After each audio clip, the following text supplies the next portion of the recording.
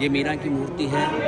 इसी मूर्ति, ये जो 4 भुजा की मूर्ति, इसी मूर्ति को मीराबाई ने दूध का कटोरा पिलाया था। ठीक है। और मीरा के यहाँ से बिल्कुल सामने, बिल्कुल सरल कोण के अंदर मतलब जो है मीरा के दर्शन होते हैं। ये मीराबाई 24 घंटे यहाँ के 4 भुजानाथ के दर्शन करती है। ठीक है। और इसी मूर्ति के जब हम परिक्रमा लगाएंगे तो परिक्रमा में एक जाली का बना रखा है, जाली है, छोटी छोटी जाली। उसमें से लोगों ने देखा था कि मीराबाई ने वास्तव में जो कटोरा रखा वो भगवान ने पिया कि नहीं पिया, तो उसमें से देखा था। तो आज भी परिक्रमा करते हैं, 4 भुजा की 4 परिक्रमा होती है, तो एक परिक्रमा में वहाँ हर भक्त जो है वहाँ मूर्ति को देखता है कि वास्तव में वही मूर्ति है या नहीं है।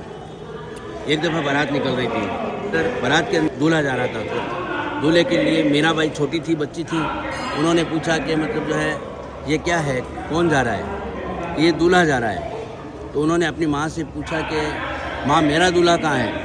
तो बच्चे को अपन समझाने के लिए कुछ भी बता देते, तो उन्होंने वो अपनी मूर्ति जो थी उस मूर्ति के बारे में बताया कि यही तेरे दूल्हे हैं। तब से मीरा ने उन्हीं को दूल्हा मान करके मेरे तो गिरधर गोपाल दूसरों ना कोई रहे, इसके आधार पर मीरा ने अपने भजन और अपना सर्वस्व समर्पण जो है भगवान 4 भुजा कृष्ण कन्हैया को अर्पित कर दिया।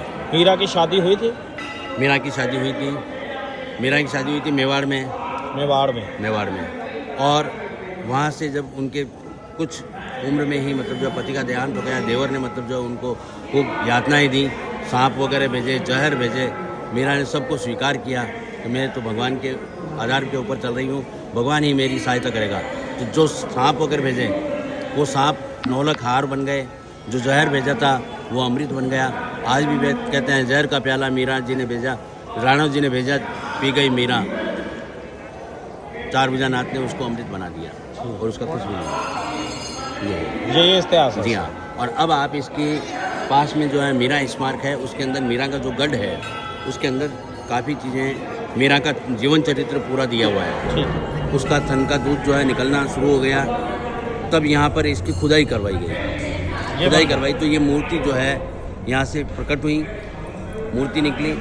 तो आज भी सुबह जो 5 बजे दूध का भोग लगता है यहाँ मंदिर में दूध का भोग लगता है, बाल भोग। तो वो दूध का भोग उसी जाति का लगता है, सबसे पहला भोग उन्हीं का लगता है, उसके बाद में वो दूसरा। अभी 10 बजे आरती होगी, 12 बजे चूरमे का भोग लगेगा।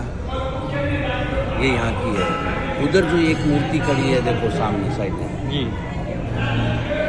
वो मीरा के ताऊ के लड़के थे जी। उनका ये, वो यहाँ के राजा थे, मतलब मेरता के प्रॉपर राजा थे, मेरता के। तो उनका ये था कि जब वो भजन कीर्तन करने सुबह प्रभात के समय बैठते थे, 2 पहर तक, मतलब यानी 10 बजे तक, 11 बजे तक जो है वो पूजा पाठ करते थे इसी मूर्ति की जी। ठीक है। तो नंगी तलवार लेकर के बैठते थे। यदि कोई उनको डिस्टर्ब कर देता, सर कलम कर दिया जाता। तो औरंगजेब की सेना ने यहाँ पर चढ़ाई की, सेना आ गई, सेनापति आ गया। अब सेनापति को ये पता है कि मैं जाकर के यदि ठाकुर को उठाऊंगा तो मेरे को मेरा कत्ल निश्चित है। उसने जाकर के माता जी से कहा कि आप माँ हो, आप जाओ, हो सकता है वो जो ही आँखें खोले माँ को देख करके वो उठ जाए। तो माँ की भी हिम्मत नहीं हुई कि भजन में मैं डिस्टर्ब नहीं करूँगी। भगवान ने देखा आज मेरे भक्त के ऊपर परेशानी आ रखी है, तो भगवान ने उनका रूप धारण करके घोड़े पे चढ़ करके रवाना हो गए। जो यहाँ गेट से बाहर निकले, घोड़े पे चढ़ करके वो रवाना हो गए।